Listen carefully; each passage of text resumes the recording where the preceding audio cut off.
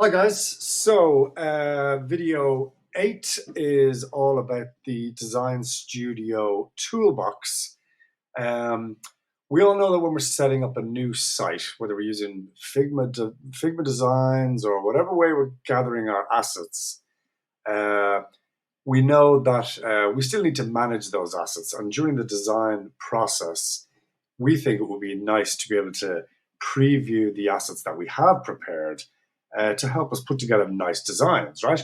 So Design Studio facilitates this. When you eventually download the plugin, with it comes a folder called Assets, which you will FTP up to your WP content folder. Within the Assets folder, there are a series of other folders which relate to the assets for your site. Some of these are prepared by us as defaults, and we'll continue to add to them over time. Others will be prepared by you, although we will have provided defaults in the first place. So you will upload new assets to this folder, and inside the Oxygen UI, you can then preview those assets. So here I am showing you the content of the assets folder of this website. And just going quickly across the top, we can see we have logos, colors, type, buttons, heroes, and so on. Some of these pages rather, are previewing the folders, and some are pages previewing the styles that you've set within the Design Studio settings. Clearly, in the case of logos, we're referring to files. These are files that exist in your assets folder in the logos folder, okay? In the case of colors, there's nothing in a folder. We are demonstrating the colors that you have set for your site. Similarly with typography, buttons is again to do with styling. And then we have a number of folders containing images, which we've simply broken into different categories for your ease of use. Hero images, general images, features, images that you might be, if you're creating these are the features of my website kind of dialogue, you might want to isolate those images because they could be screenshots of your website and so on. Graphics obviously are not images per se, they might be prepared graphics. Backgrounds would be design images. They don't contain content per se, they contain design qualities. Videos, these are videos you'd upload to your videos folder. In the case of featured and covers, let's just take as an example, we have a post type called article. If I upload an image to the featured folder with the title, with the name of article, it will be used as the default featured image for that post type in the absence of the post being given a featured image. Similarly, covers, these would be background images.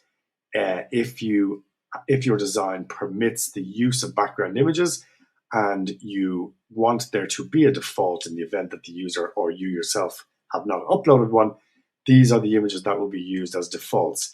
You find the images that suit your website, you prepare them carefully for use over the web, you put them in this folder, and now they're available to you, okay? So colors, typography, buttons, heroes, image heroes, our images, features, graphics, backgrounds, videos, featured images, covers. Now, icons, in the previous video we covered icons. These are the sheets that power those. Most of the Listaway site is powered with this sheet here, 36 icons. But if you see social icons on the site, you'll know that it's using this sheet here. And we're developing more sheets. There aren't too many there at the moment. There will be more to cover various different use cases. And we can certainly help you prepare sheets for your own sites. Just drop us a line, we can do that. Image sheets, that was covered in the last video as well. It's kind of like where you're using a small excerpt of an image as an icon or a button. Masks, I think this is a great new feature. I'm going to show you how I implement this, how it's used now in a second. This is for masking your content with decorative designs. It's a kind of a replacement for shape dividers, which can be a bit of a pain, but there are cases where you will want a shape divider. But these masks produce an awful lot of design effects for very little effort. And Design Studio is all about helping you build really great, fantastic, bright designs with the least amount of effort so you can focus on delivering the functionality of the website. What is the purpose of this website? What's it here for? Helping your clients sell more product, that kind of thing. Textures, exact same thing. Upload your own, design your own. These are files sitting in the textures folder, and you can use them now in a way that it's very, very simple. I'm going to show you in a sec. Animations, just add a class, ani4, slides it in from the right and fades on the way. Just add the class ani-4 to any element, and when it enters the viewport, it will animate in this way. Okay? But the purpose of this video, of course, is to show you this toolbox system. Okay? Loaders, self-explanatory, if you like the look of those, or upload your own. But when you have uploaded your own, you want to be able to reference them so you know which one is which. Otherwise, it's just a big bag of stuff. We have to go looking for it. Get all your assets together, put them in these folders, and you can view them here. And even more importantly, you can copy them from here. So let me show you how that works, okay? So here we have a page set up with a section, a container, a row, and 4 columns, okay? So I want a nice background on this section. So I go to my backgrounds. I like the look of this one here. Click class, close, go to my section, paste in my class, and there's my image. Okay, that's in a background. That's a background to that section. Maybe I want to add an overlay. In order to add an overlay, we create a div. We add a div. Give it the class of overlay.